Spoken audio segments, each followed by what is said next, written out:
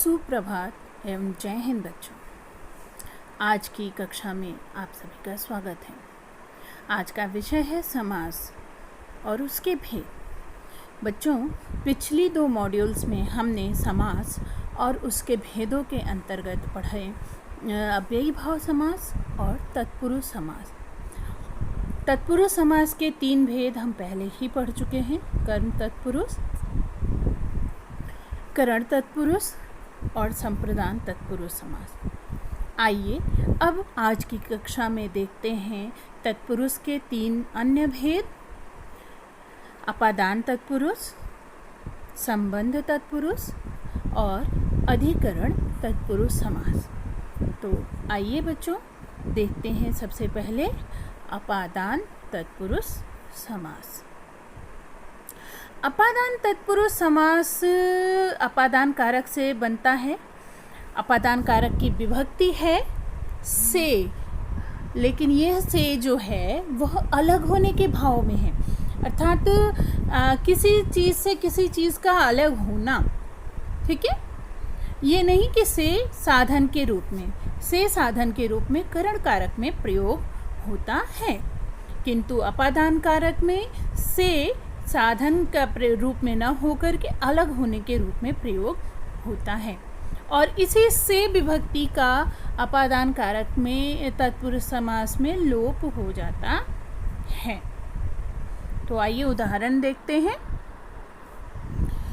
दूरागत, दूर से आगत। जन्मांध, जन्म से अंध। जन्म से अंध अर्थात जन्म से अंधा। रण विमुख, रण से विमुख यानी रण से अलग होना।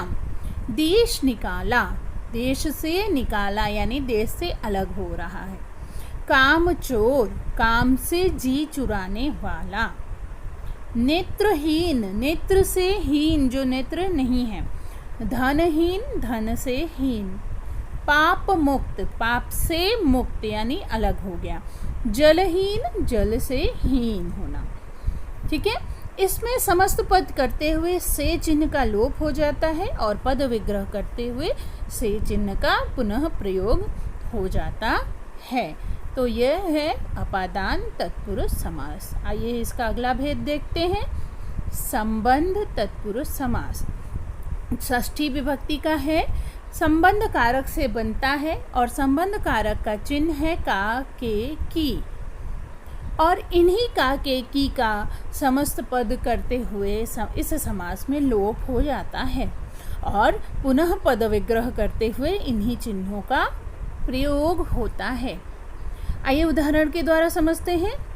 विद्याभ्यास, विद्या का अभ्यास। ठीक है। सेनापति, सेना का पति, पति अर्थात नेतृत्व करने वाला। पराधीन, पराधीन का अर्थ है दूसरों के अधीन, पर के अधीन। ठीक है। राज दरबार, राजा का दरबार। श्रमदान, श्रम का दान। राजभवन, राजा का भवन। राजपुत्र, राजा का पुत्र। देश रक्षा, देश की रक्षा। शिवालय, शिव का आलय। गृह स्वामी, गृह का स्वामी। यहाँ पर का, के, की का प्रयोग हुआ है जो कि संबंध कारक की चिन्ह है और समस्त पद करते समय इनका लोप हो जाता है तथा पद विग्रह करते हुए संबंध तत्पुरुष समास में इनका पुनः प्रयोग होता है। आइए अब देखते हैं अगला समास, अधिकरण तत्पुरुष समास। अधिकरण, इसमें अधिकरण कारक की विभक्ति में पर का प्रयोग होता है क्योंकि ये अधिकरण कारक पर आधारित है। ठीक है, जैसे उदाहरण देखिए। गृह प्रवेश, गृह में प्रवेश। नरोत्तम, नरों में उत्तम। पुरुषोत्तम, पुरुषों में उत्तम। दानवीर, दान में वीर। शोक मग्न, शोक में मग्न। प्रिय, कला श्रेष्ठ, कला में श्रेष्ठ। आनंद मग्न, आनंद में मग्न। आपने देखा कि यहाँ पर समस्त पद करते समय में शब्द का लोप हो गया है और पद विग्रह करते समय पुनः में शब्द का प्रयोग हुआ है। यही है अधिकरण तत्पुरुष समास। आशा है आप लोगों को तत्पुरुष समास अच्छी प्रकार समझ में आ गया होगा। ठीक है, आइए अब आगे बढ़ते हैं समास के तीसरे भेद कर्मधारय समास की ओर। तो देखते हैं परिभाषा कर्मधारय समास की। कर्मधारय समास जैसा कि शब्द से ही पता चलता है कि कर्म को धारण करने वाला। हमने पिछली तत्पुरुष समास में आपको बताया था कि कर्ता कारक का प्रयोग नहीं होता है, लेकिन अब इस समास में कर्ता कारक का ही प्रयोग है। वो कैसे देखते हैं। पहले परिभाषा देखते हैं। जिस समस्त पद का उत्तर पद प्रधान हो तथा पूर्व पद व उत्तर पद में उपमान उपमेय अथवा विशेषण विशेष्य का संबंध हो, कर्मधारय समास कहलाता है। विशेषण विशेष्य आप जानते हैं, विशेष्य कर्ता, विशेषण उसकी विशेषता। ठीक है, उसी प्रकार उपमेय भी एक कर्ता होता है जिसकी हम तुलना करते हैं, जिसके गुणों की तुलना करते हैं, और उपमान होता है जिससे उसके गुण, उपमेय के गुणों की तुलना की जाए, वो उपमान है। तो जिस समास में उपमान और उपमेय तथा विशेषण विशेष्य का संबंध है वही कर्मधारय समास है। देखिए, दूसरे शब्दों में हम कह सकते हैं कि कर्ता तत्पुरुष को ही कर्मधारय कहते हैं। ठीक है, पहचान। अब इसका पहचान कैसे होगा कि ये कर्मधारय समास है, तो आइए देखते हैं। विग्रह करने पर दोनों पदों के मध्य में जो, के समान आदि शब्द आते हैं। ठीक है, जिस तत्पुरुष समास के समस्त होने वाले पद समानाधिकरण हो, यानी समान भाव से हैं, विशेष्य विशेषण भाव को प्राप्त हो, कर्ता कारक के हों और लिंग और वचन में एक समान हो, तो वहाँ पर कर्मधारय तत्पुरुष समास होता है। एक तरह से यह तत्पुरुष का ही उपभेद है जो कर्मधारय के रूप में प्रयोग होता है। आइए उदाहरण से समझते हैं। नव युवक, नव है जो युवक, नव विशेषण है, युवक विशेष्य है।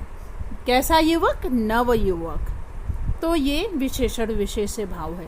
पीतांबर, पीत है जो अंबर, अंबर मतलब कपड़ा, पीत मतलब पीला, पीला विशेषण और अंबर विशेष्य। परमेश्वर, परम है जो ईश्वर, परम उसकी विशेषता और ईश्वर विशेष्य। ठीक है। नील कमल, नीला है जो कमल।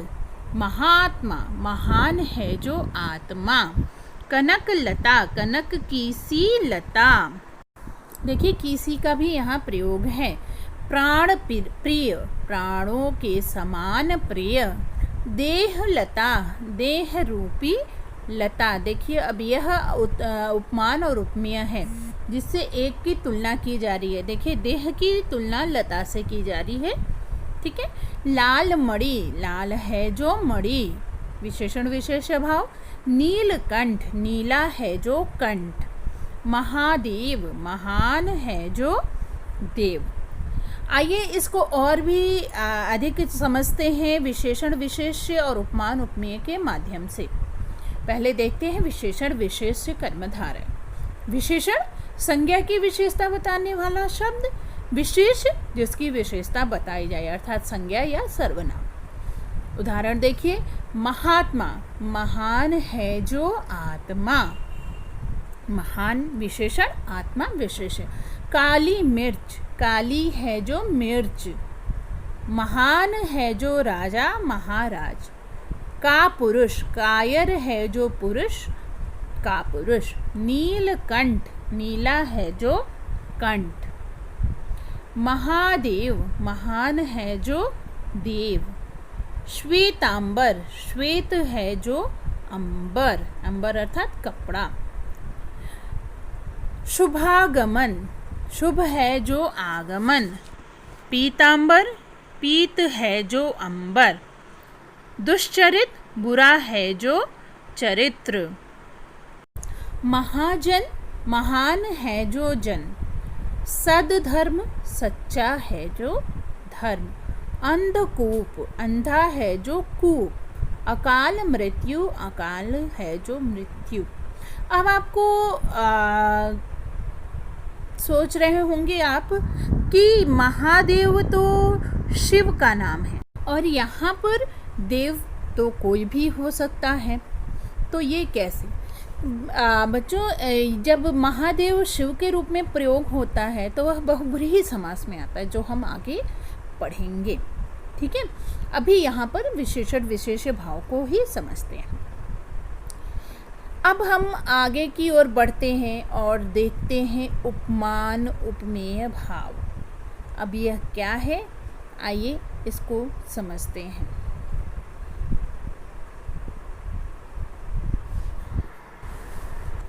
देखते हैं फिर। उपमेय उपमान कर्मधारय। उपमेय जिसकी तुलना की जाए, उपमान जिससे तुलना की जाए। यह अलंकार का भेद है एक, जो हम आगे अलंकार में भी पढ़ेंगे। ठीक है, तो आइए पहले देख लेते हैं, उदाहरण से आपको अधिक समझ में आएगा। चंद्रमुख, चंद्रमा के समान मुख।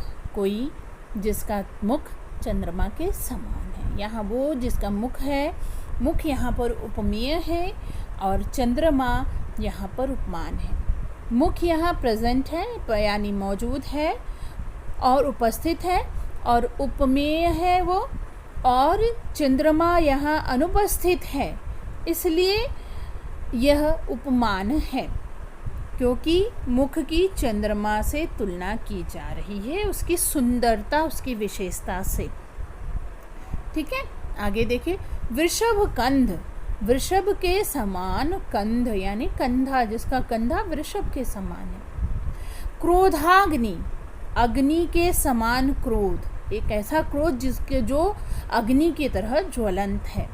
स्त्री रत्न, रत्न के समान स्त्री, यानी स्त्री को रत्न माना जाता है। भुज दंड, दंड के समान भुज, भुजा अर्थात डंडा जो होती है उसके समान मजबूत भुजाएं, भुजदंड। ठीक है। घन श्याम, घन के समान श्याम, घन मतलब बादल, श्याम मतलब कृष्ण, तो घन के समान जो है कृष्ण, या कह सकते हैं कि घन के समान जो काला है। अगला देखते हैं। मृगलोचन, मृग के समान लोचन। कुसुम कोमल, कुसुम के समान विद्याधन, धन के समान विद्या। कनक लता, कनक के समान लता। आपने देखा कि यहाँ पर दो चीज़ों की तुलना की गई है। अब दो चीज़ों की तुलना किस आधार पर होती है? उनकी विशेषता के आधार पर। ठीक है, जैसे घन श्याम, घन के समान श्याम, घन मतलब बादल और श्याम तो यहाँ कृष्ण है, कृष्ण मतलब काला, तो जो घने बादल के समान जो काला है तो वो काला उसकी विशेषता है, तो यहाँ पर उसकी विशेषता की तुलना की गई है।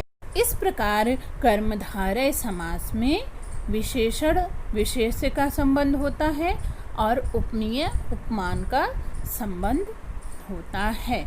इन दो भेदों से कर्मधारय तत्पुरुष दो प्रकार के हैं, उपमेय उपमान कर्मधारय और विशेषण विशेष भाव कर्मधारय। इस प्रकार आज का कर्मधारय समास यहीं समाप्त होता है। अब अगले मॉड्यूल में हम समास के अन्य भेदों के बारे में जानेंगे। आशा है आपको आज का यह समास समझ में आया होगा और आपको यह वीडियो पसंद आए। धन्यवाद।